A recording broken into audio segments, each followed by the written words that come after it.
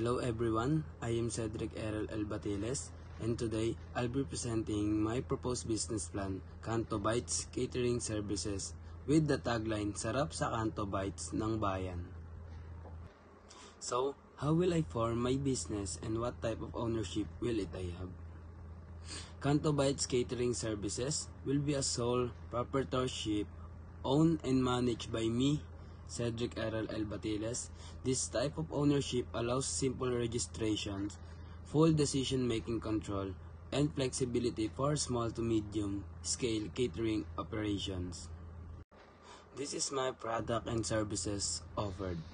Kanto Bites Catering Services will provide affordable catering packages for birthdays, meetings, weddings, and other gatherings. Our main products include Filipino-style food, trays such as siomai platters, burger, pancit, lumpia, rice meals, and refreshing beverage. We also offer customized menus and event setup services for various occasions. So the competitive advantages, our edge lies in our unique street food inspired catering concept, serving delicious, homemade Filipino comfort food in a clean, creative, and affordable way. We combine the sarap ng Kanto flavors with professional catering service to make every event enjoyable and memorable. So, intended location, Kanto Bites Catering Services will operate outside Barangay 834 near St. Joseph's School of Pandacan and Santo Niño Parish Church, Manila. The area is strategic because it is close to school, churches, and residential communities, ensuring a steady flow of potential customers for both events and daily food orders. So for the target market, our primary target market includes families and individuals hosting small to medium gatherings.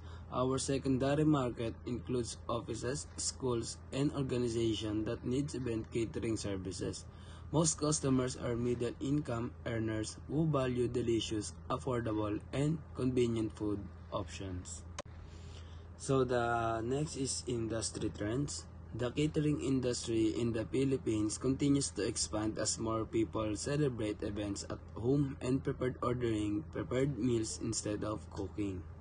So key industry trends that affects the business include the rising popularity of food tray packages for intimate events, increased demands for small-scale, home-based catering with personalized service, customers' preference for clean, safe, and social media-worthy presentation. This trend shows strong opportunities for Kanto Bites Catering Services to grow and attract loyal customers. So for the marketing plan, we will use the 4-piece marketing. So the one is product. We will offer Filipino-style catering packages such as siomai and burger trays, pancit platters, rice meals, and beverages. Menu can be customized based on customer preferences, theme, or budgets. The next is price.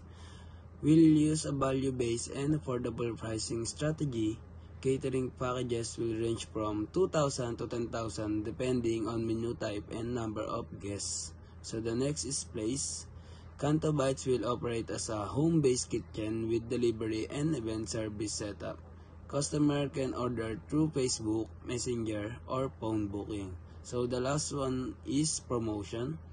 We'll promote through social media pages, community flyers, and word of mouth. Special promo like free drinks for 20 packs or birthday discount will encourage repeat customers.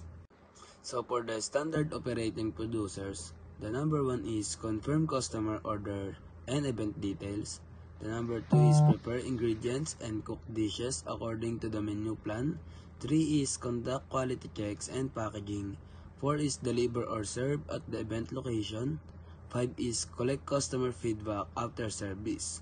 So for the job positions and organizational charts, owner or manager is me, Cedric Errol L. Batiles. Head cook is 1. Kitchen assistant 1. Service crew or waiter 2. Driver or delivery staff 1. So the total employees is 5. For the recruitment process, employees will be recruited Through local job postings, referrals, and Facebook job groups, applicants should have basic food handling and customer service experience. So, for the menu selection, the menu will feature Filipino comfort food such as siomai, burgers, lumpia, pancit, barbecue, and drinks. Menus will be updated based on customer feedback and seasonal demands. So, for the management plan, as the owner and manager, I, Cedric Errol L. Batiles, will oversee all operations including budgeting, menu planning, marketing, and client relations. The head cook will manage food preparations while service staff will handle catering setup, customer service, and cleanup. Regular coordination meetings will ensure smooth operations and consistent food quality. So for the source of capital, the starting capital will come from personal savings and family support. Profits earned will be reinvested for business expansion and equipment upgrades. So for the conclusion, in summary, Kanto Bites Catering Services, sarap sa Kanto Bites ng Bayan, aims to bring the delicious homemade flavors of Filipino street food into every celebration with affordability, quality, and friendly service. This business will surely satisfy customers and make every occasion special. So, thank you for listening to my presentation.